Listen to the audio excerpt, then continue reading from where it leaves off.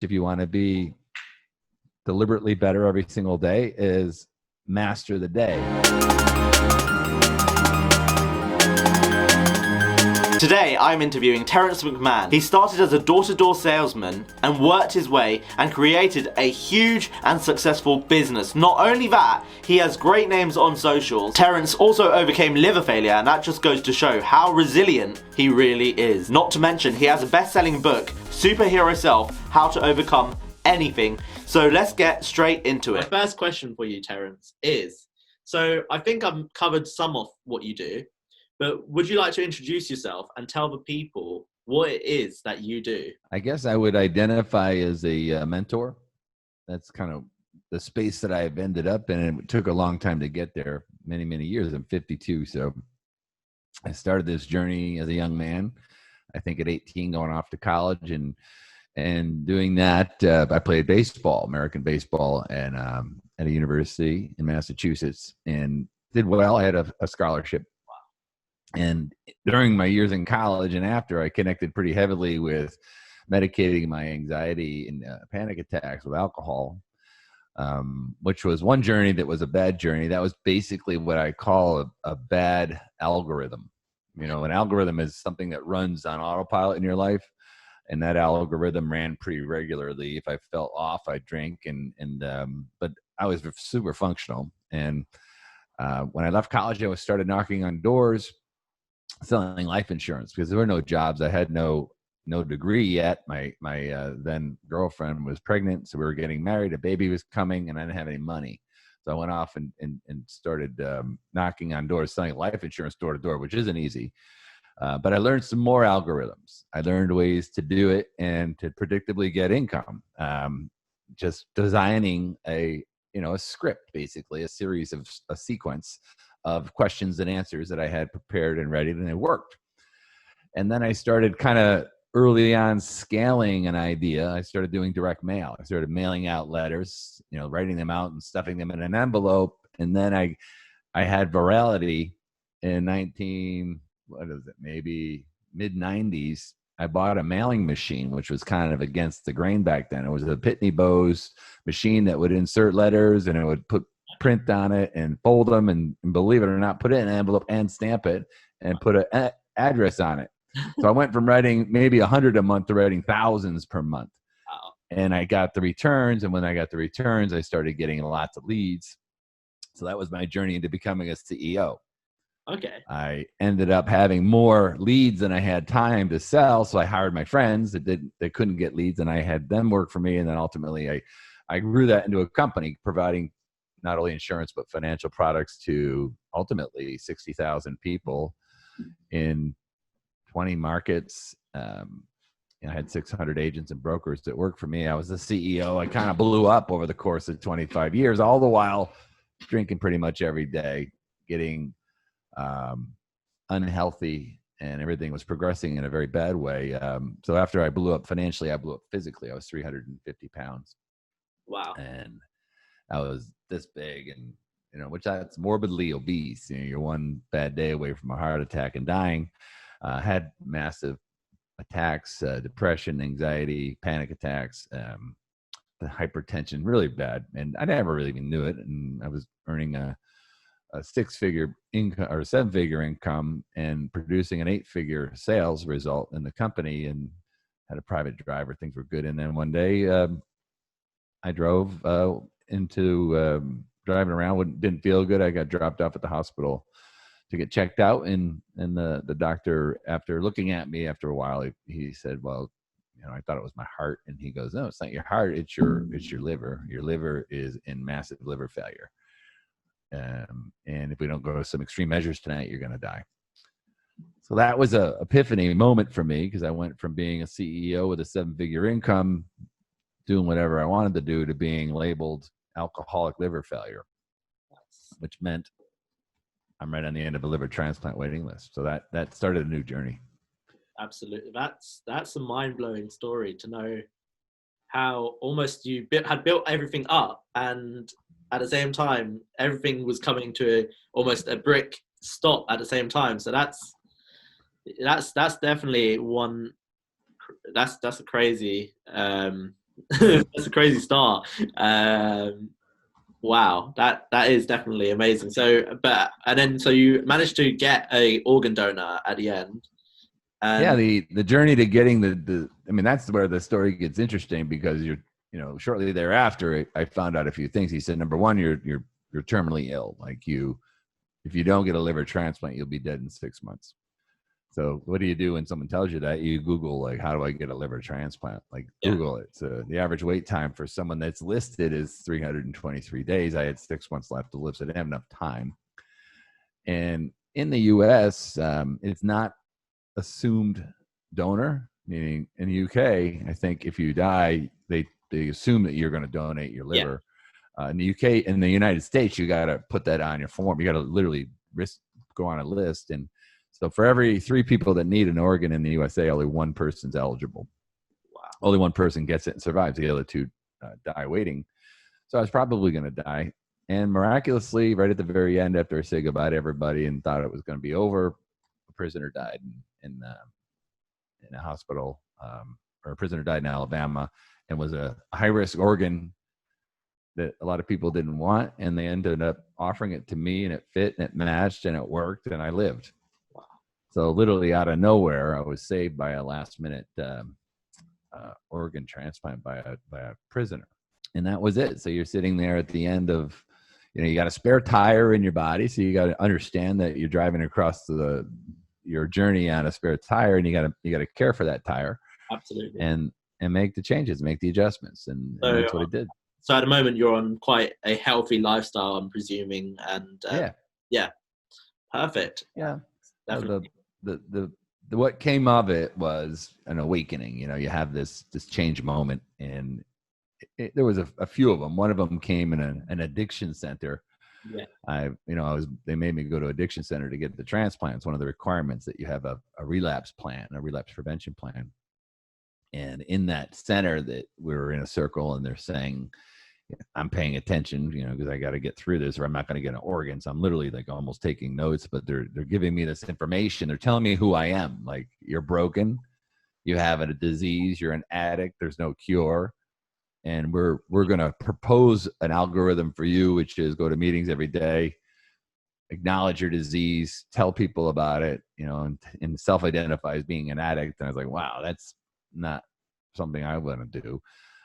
And that process is the rehabilitation industry. That's what they teach. And rehabilitate means restore back to the original condition. When you rehab a building, you're putting it back to the way it was.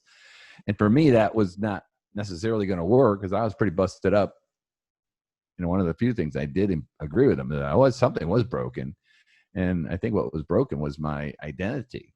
And so I used a different word, which is I wanted to recreate myself, which means the word actually literally means to make something new that's never existed before. So I wanted to make a new person out of this, because I had new body parts, and sold my company, disconnected with my old life and identity. And I went through a process, which I now taught through my books, which is a 3-step algorithm that anybody can use at any time to reinvent themselves, to recreate themselves into anything they want.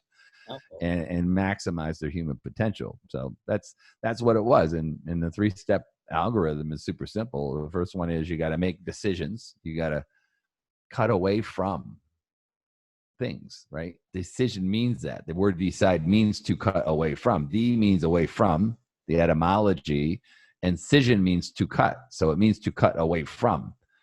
It isn't about adding things. A lot of people says, I got to make a decision to do this. No, decision to do it is to get rid of it.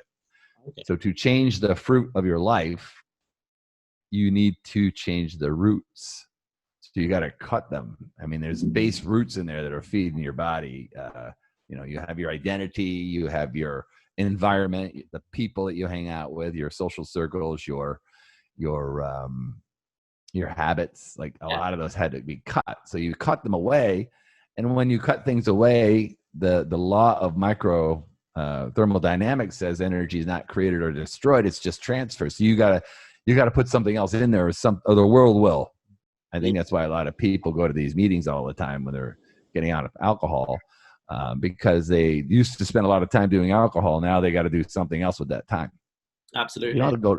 Yeah, you don't have to go to a meeting. You can do anything you want. So for me, I wanted to invent a new path and journey for me with new outcomes. I think, yeah, no, I can resonate with that, because when I was bullied, I didn't know exactly. I had to make that decision whether I wanted to cut away the people that I thought were my friends that weren't, they didn't have my best interests at heart, and they would make fun of me, and I had to make that decision to cut away. And yeah, I spent lunches alone, but you know what, that worked out for the better, because now I've learned how to deal with that. If I get in that situation again, I can develop myself from that. And again, so I totally understand when you say cutting away from things. I totally understand that, and it does resonate. Cut away. It's a very simple process. Cut away and then install something else. So you got rid of your friends. Now what? Well, you got to install new relationships. Absolutely. You got to, and that's all about a narrative. That's a story that you need to install. So step number 2 is to install a new story. Absolutely. To put a new narrative to who you are, a new identity. And the persona that you have is a Greek word. It means mask. It's for actors. It's a Greek word, means mask. Everyone has a persona, and then you need to take that mask and throw it away and put a new one on that's more true to your goals and your objectives and yourself. And for me, I didn't want to be what they told me I was: broken, a disease, an addict. Yeah. I wanted to be superhero. In my own brain, a hero, someone that helps people, a protector, and I wanted to have a purpose, and I wanted to make a difference. So I put that identity in. I actually wrote that identity into a book. I gave myself that reputation to live up to. I don't use alcohol. I don't use drugs. I teach and mentor people about the mistakes I've made and the things I've done well. I help them refine that and develop that. So that is step number 2, is install who you are. Like, all right, when you say the words I am, you are creating a subconscious command. So your brain will work on that while you're sleeping. Okay. And step number 3 is very simple. Once you have this big giant image of what that looks like, it's got to be grandiose. You should almost be embarrassed to tell somebody what it is. Yeah. Like you and I were sharing what you want to do with your life. At the law school. Yeah. And like, well, the world doesn't need more lawyers. The world needs people to make a difference. Absolutely. So keep on your journey. But thank you. And that was a big that was a big thing, right? Yeah. The big domino. Like, you want to have 1 million people that are listening to you and connecting with your message, and you're getting movement on that, but you're down here and you're recovering from a life of being bullied. Like, you got a long way to go to get there. Exactly. Okay. Absolutely. So the last step is the miracle of the domino, because this little domino can't knock over this domino, but the domino is a pretty incredible thing. The domino, the 2-inch domino, can actually knock over another 2-inch domino, because what a domino does is it stores energy. Yeah. And the 2-inch domino stored, when it moves forward, it creates action potential. So we've all seen the 2-inch domino knock each other over. It's actually called the domino effect, but a 2-inch domino can knock over a 3-inch domino. Mathematically and physically, it can knock over something 50% bigger its own size. And that progression is called amplified force, and it creates momentum. So you might not be able to have 1 million people, but you can certainly have 5, and then 50, and then 250. And then you refine your message and you start making progress. If I were to line these up, they'd all knock each other over. And in 6 short progressions, it would knock over that big domino I showed you. Just 6. Not 600, 6. So it's 6 deliberate actions of improvement on a daily basis. So that's the 3-step algorithm to doing anything in life. That's amazing. You need to look at it from that third party, almost, just to realize it can be that simple. Moving on forward a little bit, I see that spirituality is quite important to you. Is that correct? And would you say that helped with your motivation to carry on? Yeah, I mean, it's definitely important. My faith is important to me. My identity and my relationship with the universe is important to me. Living a life beyond my own is important to me. So I incorporate that into my daily routines, because chasing the buck isn't the answer. No. it will almost always lead in some kind of breakdown. And for me, it was a health breakdown, but for others, it could be anything. Because once the money starts coming, or once the money doesn't feed the fire anymore, you're going to end up exactly where you were when you started, and you've done nothing. So it's about living, living a meaningful life, and making, in my case, a meaningful use of the second chance I got, and honoring those that were affected by this transaction. Yes. The individual that died, that gave me their organ, the individual that didn't get the organ that also died, that I got. Yeah. So there's three people in the equation, so you got to honor those three people. Absolutely, and you've got to make the best of the situation. And Mm-hmm. I see that you're doing that because you're helping so many people. And so, would you say? So that's obviously your motivation as well, obviously, to honor those three people. Mm-hmm. I guess that's one of your motivation. Would you say that? What else would you say that motivates you out of interest? How do you stay motivated? Well, I mean, it was the identity that I always was a good father, and my children unfortunately had to see me go through that, and they had to experience the trauma of losing their father and then watching him die very slowly in a very grotesque, very painful manner. Liver failure is quite hard to watch, because you start to turn yellow, your eyes get jaundice, and your body starts to deteriorate until you ultimately die, because your liver is not processing. Your body's not working. So the thought that they saw me get this miracle, in fact, is lucky. I had something to do with it, but I only could do my part. I couldn't do the other part. Was just complete luck. Is taking your, being broken like that and being shattered on the ground, to inventing and reinventing myself into something that not only would help others, but would make them proud of my journey, and that they could connect to and be proud of. Instead of having the memory of the guy that drank himself to death, they have, hey, my father went through something, and now he's made something of himself, and he gives to people every single day. That's beyond words. I don't know how to reply to that. That is beyond words, and it's definitely. So may I ask, how many children do you have? I have two sons, David and Joseph, and 22 and 28.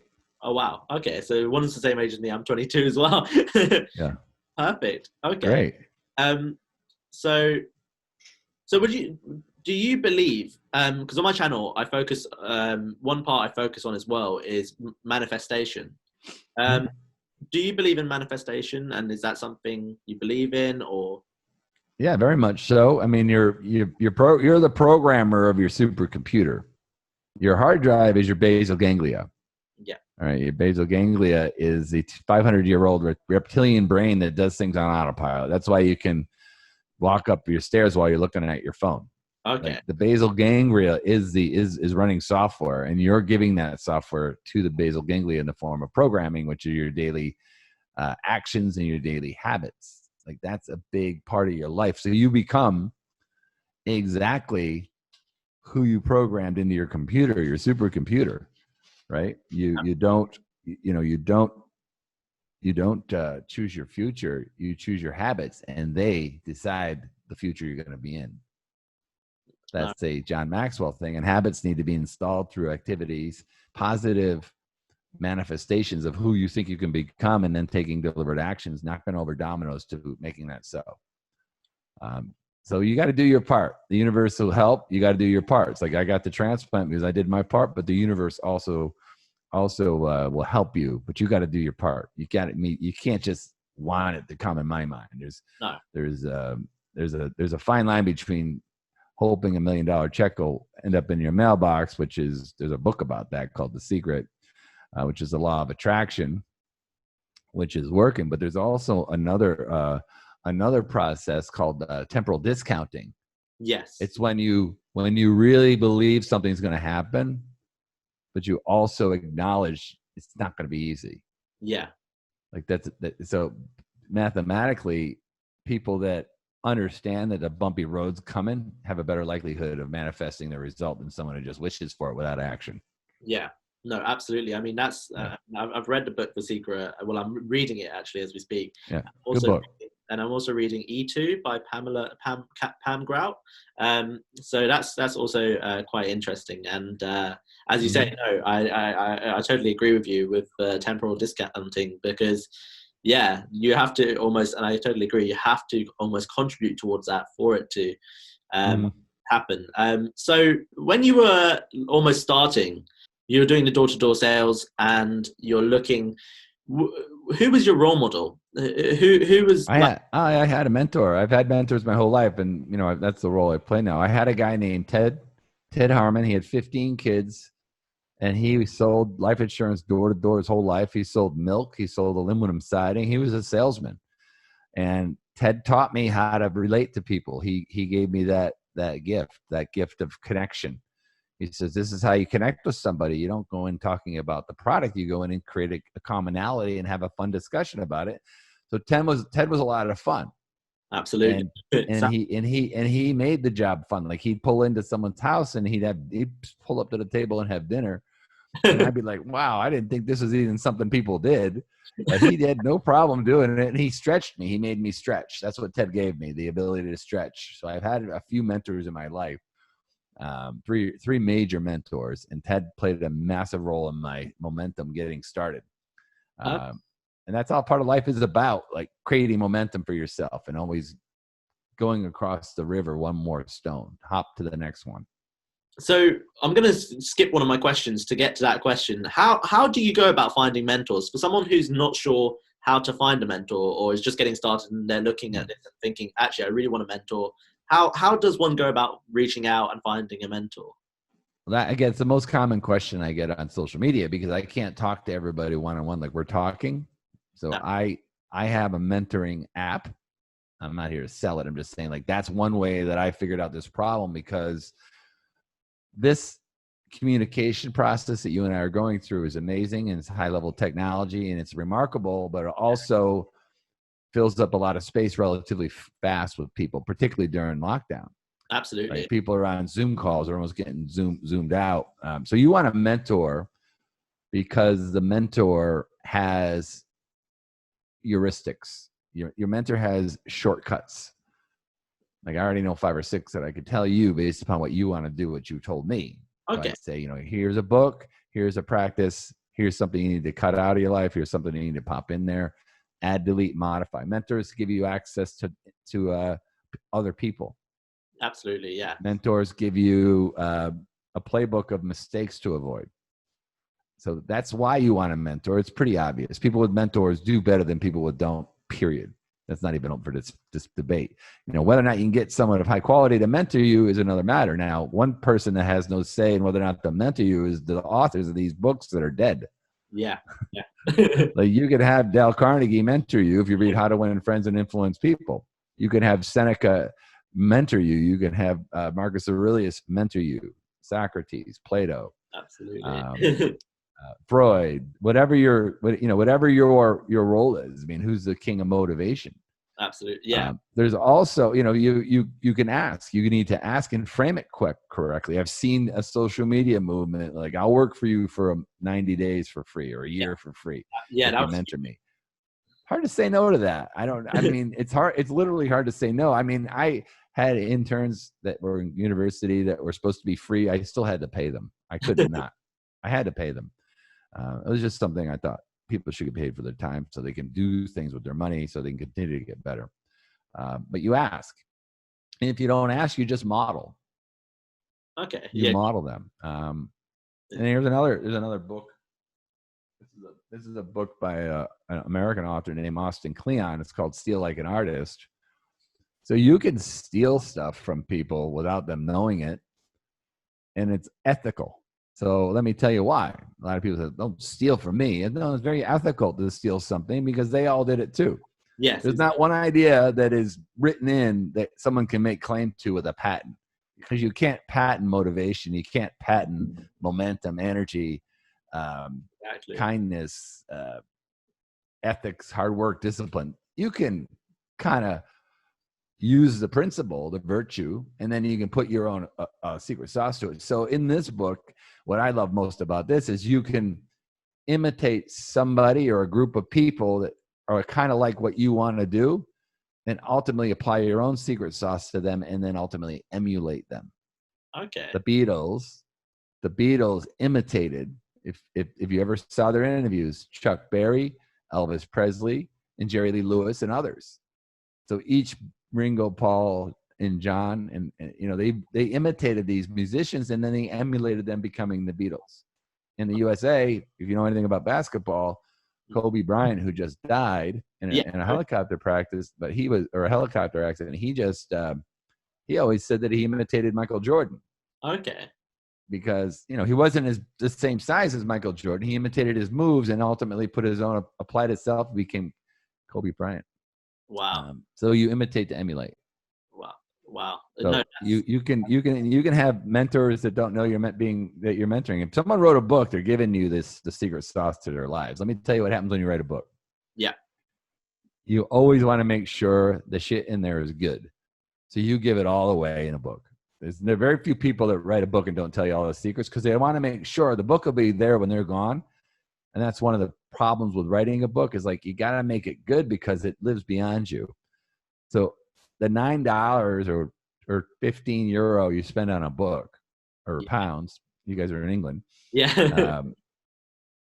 is worth always way more, 1 to 2 more zeros of the book, if you extract the knowledge from that mentor. Absolutely. I couldn't agree more. Like execute. Yeah. Like I'm reading at the moment, I've just started like Rich Dad Poor Dad by Kiyosaki. So, and I've got to say, like, the knowledge, I mean, I'm not far through the book at all. I'm only on the first like couple of pages, but I can tell that he's releasing quite a lot of information in the book. And it's you know, it seems like, I mean, you don't hear everyone telling you that property isn't an asset. So, I mean, it's definitely really an interesting book. And I mean, so many books to get through, but definitely I'm working my way through them. And I totally agree. The value they provide is next level and is amazing. So definitely. And I know you've got firsthand experience with your book, writing it. So you must have poured obviously a lot of information, all of the information almost probably into that book. So yeah, I mean, one of them if you're smart and you're creative, you can get both of my books for free, because they're both available in digital download. One of them's called Superhero Self. I saw on your website a bit. Yeah. Yeah, you can get it for free. I didn't really write it to make money. And there's another one I wrote called The Anywhere Advisor, about business, like how to build a recession-proof, lockdown-proof, pandemic-proof business that you can work from anywhere on earth and serve anyone in 10 easy steps. So it's about taking your business to complete location independence, and then serving clients and getting them to come into your life like clockwork on demand. Okay. And once you can figure that out, you get true freedom. So is that worth $9 to somebody that otherwise would trade their units of their life hours to the units of dollars to a company? Sure. Yeah. No, I agree. Yeah. Not to say it's wrong. There's nothing wrong with that. I'm just saying, like, there's another option. Like, there's 2 ways to manage your money, or four quadrants, like the Rich Dad Poor Dad talks about, right? There's always more than one way to skin a cat. Perfect. Yeah, exactly. I think, yeah, absolutely. And whilst we're on the subject of books, how are we doing for time, by the way, Terrance? I'm okay. Okay, perfect. Yeah. So whilst we're on the subject of books, I was going to ask, which books would you recommend if you had a list to recommend? I know it can be countless sometimes, but which books or which of your favorite books would you recommend? Got this question a lot. See the bookshelf behind me? Absolutely, yes. That's my sacred bookshelf. Okay. So in the sacred bookshelf is books that I've reviewed a lot of these on my show, but the top 3 books are the books that relate to my 3-step algorithm. These are the ones I talk about the most. I think it's essentialism, isn't it? The second one? Yeah. Essentialism is about cutting away. I mean, that's the book that supports making decisions. Yes. The relentless pursuit of less, not more. Like, you got to get shit out of your life, people, things, clutter, get it out. and be better at fewer things, if not one thing. Yeah. All right. And then, so that's the first step. The second step is installing a story of who you want to be and then why. Like, who is it and why? Why do you want to be a superhero? Why don't you want to be an architect or a lawyer? Why do you want to be why do you want to help people get through the challenges that you've gotten through instead of being a lawyer? It's extrinsic and intrinsic. There's two reasons, not one. So that book will tell you. And then the third book is Gary Keller's The One Thing. This is a book about doing one thing at a time, knocking over the domino that's in front of you that will progress you forward into and up to your goal. It's called gradualism. Okay. Little bit at a time, little baby wins, micro wins every single day compound. And that's what this is about. That's how you can knock over that big domino in 6 progressions. And that's a big deal. That's like, and this is a good book too, Steal Like an Artist by Austin Kleon, because this gives you full permission to go copy people. and then emulate them. Don't imitate them. Emulate them. Imitate them and take some, add, delete, and modify, and create your own blended formula. Yeah. And that's what they do with steak sauce and barbecue sauce. It's basically ketchup and sugar and salt and pepper and other spices, and people do it a little bit differently, and everyone comes out with their own formula. Exactly. You make one little change, you got a different product. I mean, that's huge on social media at the moment. Don't feel bad about it. Yeah. I mean, that's huge on social media with TikTok, for example. That's one where you've got to follow people and almost get onto trends. You have to copy the trend almost. Right. So yeah, no, I totally agree with that. And that is. So those are the 3 books that Terrance recommends. So we've got, those are all very good books. I mean, we got Essentialism, Start With Why by Simon Sinek, and then The One Thing by Gary Keller. If you're copying somebody, right, that's wrong. That's plagiarism. But if you're inspired by somebody, you are learning from something that works. Maybe half of what you do is something that they did that works, that you do that works, and add half that's novel, new, that will work, and add it together and start experimenting with that. And that's how you create virality. People like music that sounds like other music that they're familiar with. That's called anaphora. Like, it's a beat. Don't. Like, you hear music, like, that's this song. No, it's that song. I'll still listen to it, right? That's what happens. So in your social media or in your art, in your life, if you're producing art and creativity, use something that kind of works as a framework, as a base, and then add, delete, and modify elements to invent or reinvent yourself and your product. I see. Okay. No, that's interesting, and it's interesting how almost you can. I didn't realize that about music. I just I know that you've actually taught me something. Oh yeah, it's called anaphora. Okay. It's like what's her name? Who's the girl? It's not Britney Spears. Who's the other? Taylor Swift. Yeah. All her songs are the same song. Okay. It's the same beat. Boom, boom, boom. I mean, basically. I mean, then if someone that knows music, that built that music, they say, "Oh yeah, the anaphora is in there. It's the same." I did not know that. That's something. Yeah, I've just learned. So guys, if you knew that, or if you didn't know that, make sure to comment down below and leave your opinions on that. And wow, that's something definitely very interesting. And no wonder I always seem to pick out the same type of music. It makes sense now. It's the same music, and you like basically the same band as the trends change. Like on TikTok, for instance, you hear like the guy with the cranberry bottle. Yeah, like that was a familiar video to some people. So if that music came in, they were familiar with how fun that video was, and they watched the next one. Exactly. Or the one that says, "Oh no, that one." Like everyone's like, "Oh, an accident's coming. It's going to be funny, so I'm going to watch it."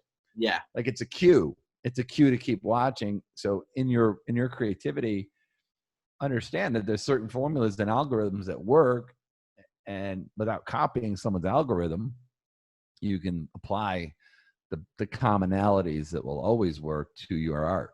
So your new art becomes yours. Absolutely. No, it's clever. It's a clever way of thinking.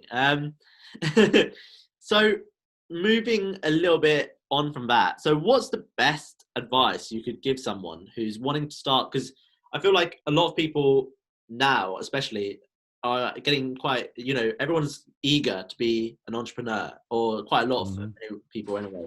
So what's the best advice to actually go about starting a business? Well, all right. You got to eat yourself a cheeseburger. So I speak in metaphor a lot because it's a way for someone to retain the information through a story. So a cheeseburger has 4 parts, right? Got the bun, the bottom bun, the meat, and the cheese. So the metaphor of the cheeseburger in a business model is reflect on something, and you got to think about an audience that you could have authority with. That's what I was kind of going with you. Like who this authority or influence goes out and down. Yes. It does go up, but it goes out and down. It doesn't go out and up. It goes out and down. And so who's your audience that will listen to you because you have authority? Like you've been bullied. Like anybody that's been bullied will listen to you out of respect and out of interest and curiosity. Like, so what's the audience? What problem do they have? Right? That's where a business starts. You got to solve a problem. So you got to create value to solve this problem for this audience. So to do that, you have to offer them something. So what could you offer that audience? So what's a problem that someone who has been bullied, a teenager, what's a problem they may have? Yeah, probably trying to get back up on their feet, I'd say. So like trying to... Confidence. Yeah. I mean, they could have a psychological problem. They could be scared for their lives. They could have like be physically absolutely scared. So let's pretend that's it. That's an easy, tangible solution. Like, okay, so if you've been bullied and you're worried about being able to defend yourself so that you can walk down any street in America and not worry about being bullied or harassed or hurt, we have a self-defense course that we teach in 7 easy steps from your home during lockdown so that you can walk down the street and protect yourself from the bullies and any other threats coming your way. And then the bottom of the bun is authority. If you don't know who I am, my name's AJ.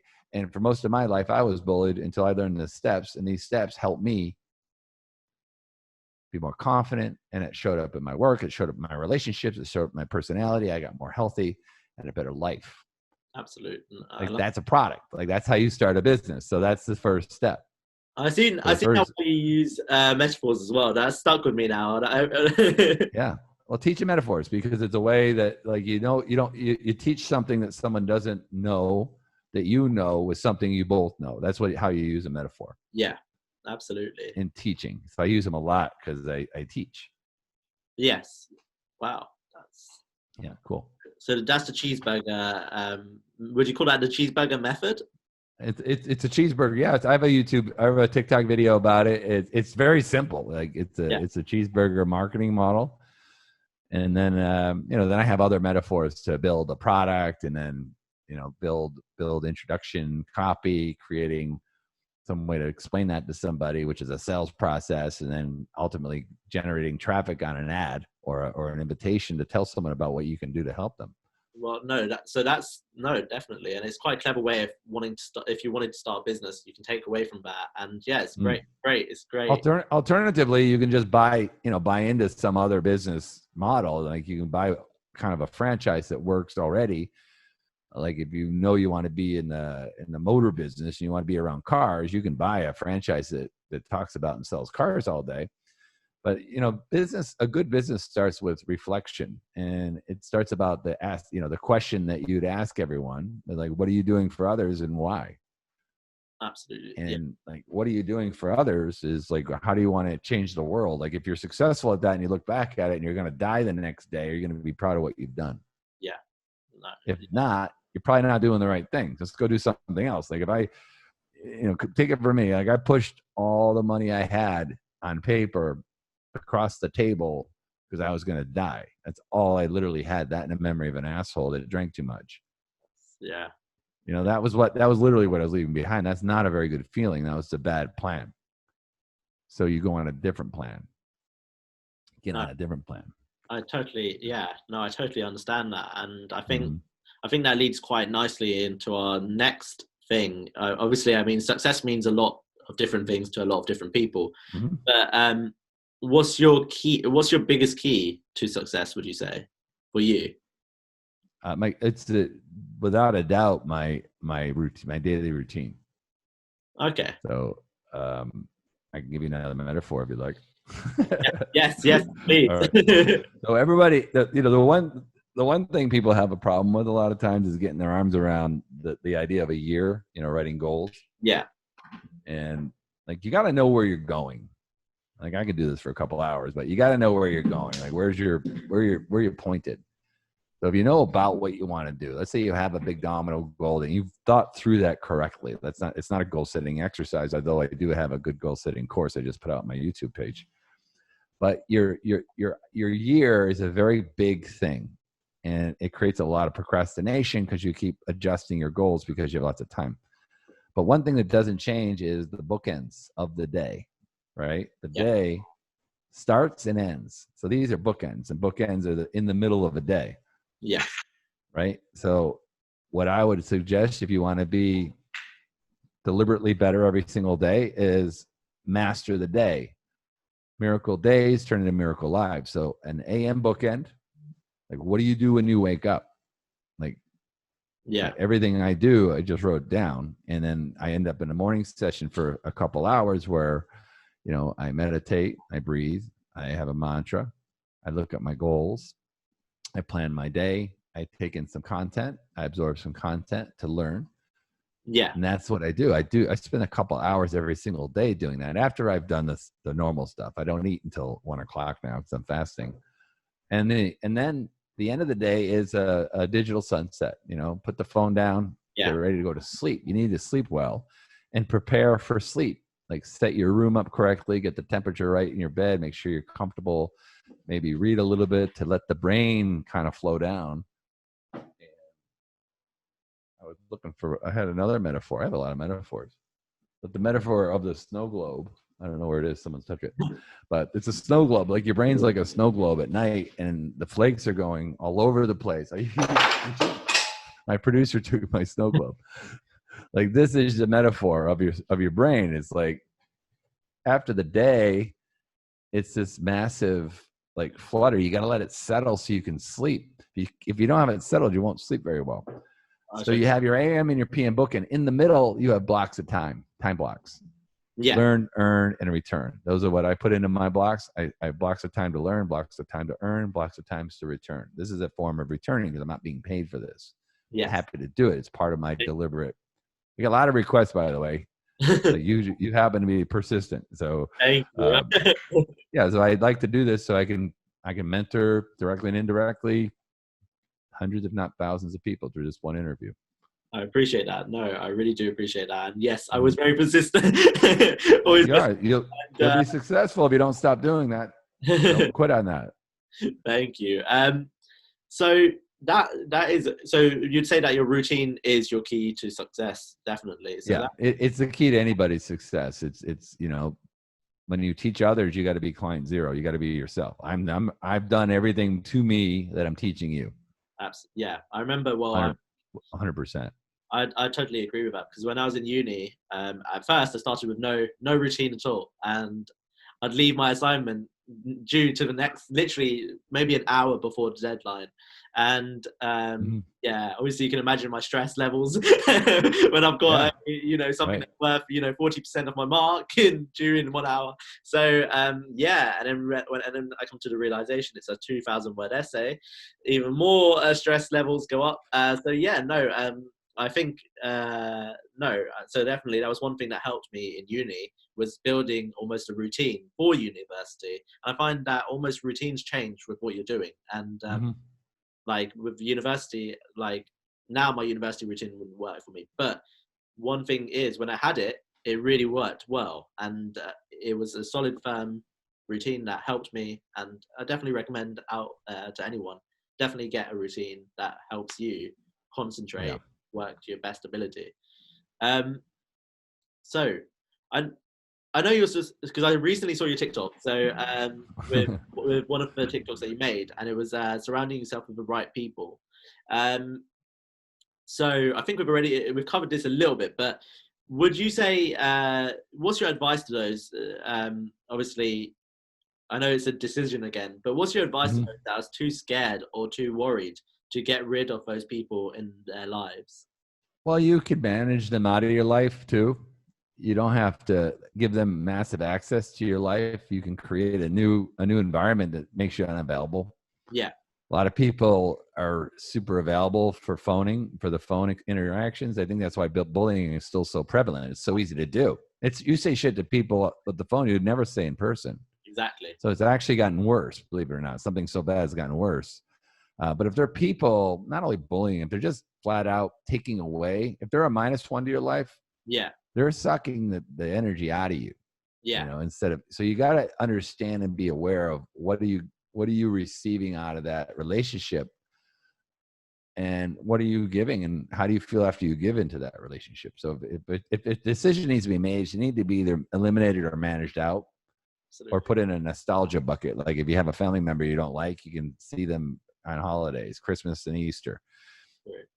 That's what my coaching would be. But if you think someone needs to go, someone needs to go. There's no, you're gonna get rid of them, and the only person that's gonna be surprised is the person that you let go. Everyone else will know. Like, yeah, you should have gotten rid of that person. It's bad to you, mean to you, not good for you.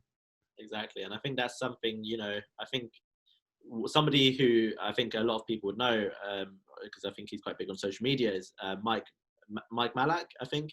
Yeah. Recently fought with, quite a lot. Well, I mean, in the past, he fought with drug addiction. And I think, obviously, he had to cut certain people out of his life. Not and have to stop it. And I think it can really help you. Now, if we look at him, I mean, he's doing extremely well as well. And I think that is the key as well. You have to just make sure to surround yourself with the right people, with the right mentality. And as you say, not someone who's a negative one, someone who can actually help benefit you. And obviously you've got to help benefit them as well. But I think it definitely is something that can definitely help. Yeah. I actually talked to him on social. Like he's with Logan Paul, right? Yes. Yeah, that's all right. Yeah. He had a book. I think it's called The Fifth something. We're actually supposed to do his book, The Fifth Element. Yes. What is it called? It's vital. The Fifth Element. The Fifth Vital. Vital. Yeah. Yeah. No, it's amazing. I haven't actually read it, but I need to buy it. That's one book I need to get. Oh, cool. Yeah. So yeah, shout out to Mike Malak. What's your biggest tip for social media growth, would you say? Make your content about your client's problem. Like everybody's doing this. If you're in this to get your own recognition, it shouldn't work. It might, but it's not going to work long term. I mean, if you're really good looking, or you got a nice butt, and you're going to turn around and show the world, that might work for a little while. But what's going to happen when it doesn't work? You're going to be out of business. So if you're always helping people be better, and one of the keys in social media is make sure you have a hook to earn the right to have them listen to 5 more seconds of your video. So you only have 2 seconds. There's 2 tips to do better. Here's 2 tips to live longer. Here's 3 tips to sleep better. Here's 1 thing you're doing wrong. Here's 1 thing you can do right. Here's 6 things. Yeah. All right. Or if you're feeling this way and you want to feel that way, I want to take you from A to B. Everything should be outward thinking, not inward thinking. That's a mistake I made. So I did some things I was not only proud of, but it was important. And I was communicating it to people in a way that said, wow, you should look at what I've done and how I did it and do it. It's not the way to do it. You'll get crickets. You got to say, if you're feeling anxious, depressed, suppressed, addicted, conflicted, and you're having problems and you want to do better, there's 1 thing you can do today that'll change it in an instant, just like that. And then you tell them, like, if you're teaching, you need to do that. I would use metaphors. I'd use props. I would create that 50% familiar, 50% novel kind of blend to get virality, look different, but the same somehow. Yeah, absolutely. Yeah, no, I totally. Yeah. There's only three problems in the world, right? Health, wealth, and relationships. Everything's in those 3. Yes. So you're in one of those spaces, like you're in health, you're in mental health. Like that's your space. That's where that's the market that they would put you in.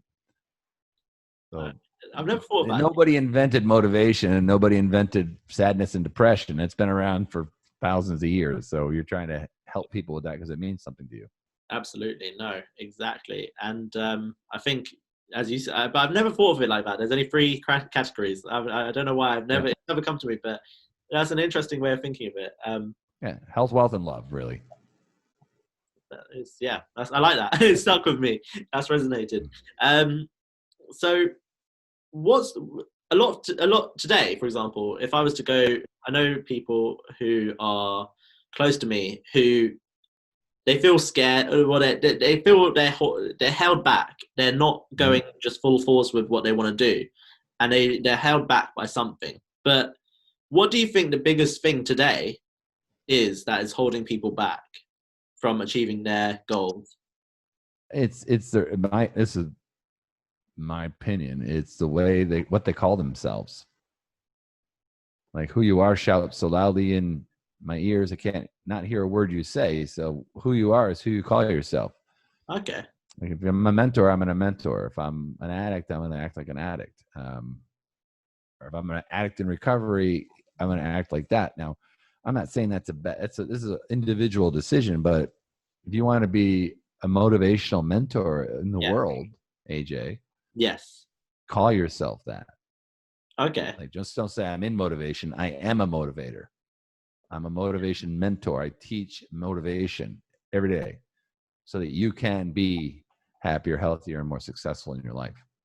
Like, that's the best tip, is become somebody. Give yourself the reputation that you can live up to every single day, every single action. Absolutely. No, I think Robert Kiyosaki also mentions that in his book, Rich Dad, Poor Dad, as well. His rich dad always called himself rich, like always mentioned rich. So I think that is a great thing, and I definitely would agree. Always, And no, but it's a good way, because you've opened my eyes even more wider to that quote now, because again, I wasn't exactly thinking on how I could relay that to myself, but now actually I've looked at, and I can actually deduct that and take it to myself and you call yourself, and have that image of. There's a couple things that you can kind of connect to through metaphor. Like the Japanese have this mending process for broken pottery called kintsugi. Okay. Right. So what they do is they mend broken pottery in Japan. It's hundreds of years old. They mend it with gold lacquer. It's called putting back together with gold. The scar becomes the star. It's a transformation. So this is an art form that takes this broken pottery and puts it back together. This worthless thing gets put back to better and becomes beautiful. Yeah, I was going to say this is the subject of my TED Talk, From Broken to Beautiful. Like, how do you do it? Gold rejoining. You put it back together with gold, and you take your scars, your fate, whatever's happened to you, and they're scars that are branded on your flesh, in your brain, in your mind, or on your actual body, and they're like metals that are branded on the flesh. That's what Paulo Coelho said in his book. Okay. Scars are like metals that are branded on the flesh that your enemies will know and fear you, because they know you're battle tested, and now you're beautiful where you once were broken. So it's an idea and hope of that the future is better than it's going to be right now. I have the ability and the action and the agency to do that, and I'll take any plan or path to do it. I see. Like, that's a way to give yourself that identity, with the vision of what it is and who you are, as you say. So it's a conditioning. You're the programmer, right? You're the programmer. You're programming your hard drive, your basal ganglia, which is your habit machine. I totally agree, and I can, that makes a lot of sense with scars as well. I think, it definitely is a way you have to, and that leads on to what we were just saying a minute ago with what you tell yourself is, I totally, definitely agree. What do you think is the future of social media? I think the social media is going to get incredibly regulated.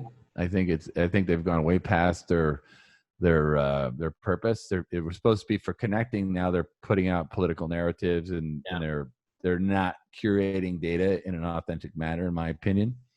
And I'd be perfectly willing to accept that consequence even today, if it's for the betterment of society. I think it's creating a lot of polarity. I think there's some unethical algorithms that are being run by these companies. Yeah. All of them. to get people addicted to their phones and to social media. I think it'll be massive reform. Yes. And I think that'll be worldwide. It's a worldwide shakeback of what just happened in the election here in the States. Exactly. Yeah. The president can't talk to his people. Like, there's 90 million people that want to hear from him. He can't speak literally anywhere. So media and social media will be one. Hopefully it'll be reformed so it's a fair play. So we're getting information. We're not getting narrative copies, narrations of what people think happened and who did it. It's like, this happened and this is the data. I think that's that's coming. And I'll be very surprised if it doesn't come quickly. Worldwide, not just here in the States, because what's good about social media is when bad things happen, a lot of people can find out about it. Yeah, true. But the challenge is when good things happen, they'll hide it from some people. They have that ability, and that's not healthy. No. So I'd like to see a more pure social media. Did you have that with Twitter recently? I think you posted it on your. Yeah, I couldn't be a part of that company. I deplatformed myself. I see. Yeah. Well, it was just like, I just fundamentally am an American. I believe in free speech, and I don't believe in censorship. So I say goodbye to Twitter forever. I appreciate that. No, forever. Yeah. That's I mean, a lot of these. Yeah, we were learning about this in law, and one of the things that they said is these companies are pretty much making the law for the regulators now. Mm-hmm. Right. They're making their own law, which is almost crazy. So what, I mean, sorry, last two, sorry. So what would you say are the next big apps? I mean, Clubhouse is one of them. I'm not sure if you're familiar with Clubhouse. I just got on that. I haven't really done much with it. So I'm on that. I don't know. I mean, my app is the biggest one to me.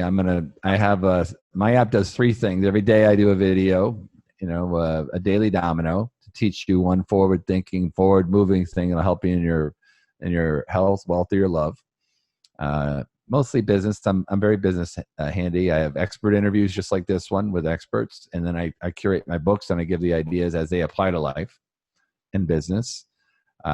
I think any idea, any app that can teach people, I'd like to see, apps that bring a more equal playing field to society, helping people learn, not necessarily having to go to a massively expensive university to learn practical things that can help them. I think a lot of people that are curating books like we do are going to be able to teach a lot of people for free. And that's what social media is good about. And it'd be a shame if the little bit that's bad about social media ruins all that's good about it. No, I totally agree with you. And my final question for you, Terrance, and it's been honestly an honor having you. What's your goals for 2021? I have a physical goal that I have. I just did a 9 steps to great goals meeting, and I'll tell you what the 9 steps are real quick.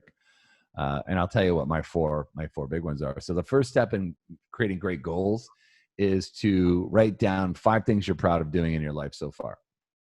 So 5 things that make you proud. So go ahead and write that down. And I'll do it now, but stop the tape and write it down if you want. The second thing is list 3 reasons why you want to achieve goals. Why is it important for you to achieve goals? 3 reasons. And then this exercise is a brain dump. Like, write down everything that you want to accomplish in the next 10 years. Who do you want to be? Who do you want to see? What do you want to do? What do you want to have? What do you want to start doing? What do you want to stop doing? What projects do you want to start?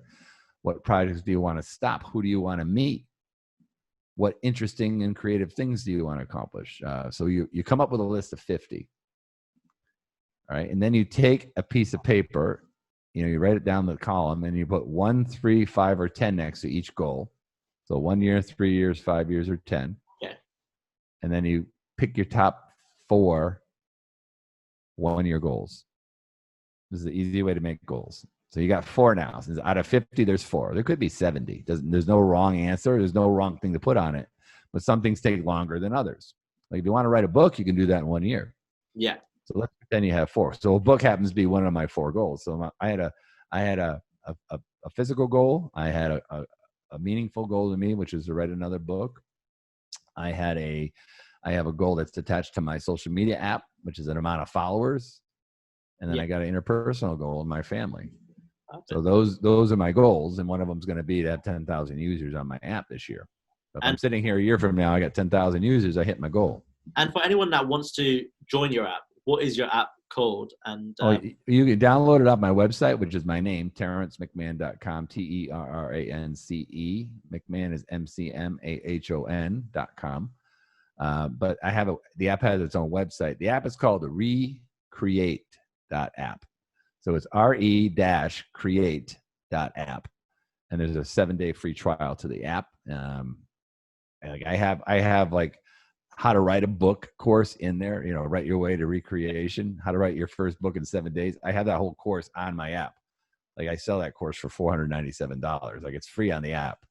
Oh. I have a transformation program and book. All my books are in the app. There's a lot of value in that app. But anyway, that's it. So once you write your 4 goals, you write a paragraph about why each goal is important. And then this is the most important exercise. Like, who is affected if you don't accomplish your goals? And who do you want to share with if you do? What do you want to leave behind? And then finally, the last step in the goals is to take each goal and break it down to an action that you can do today, a little domino. Yeah.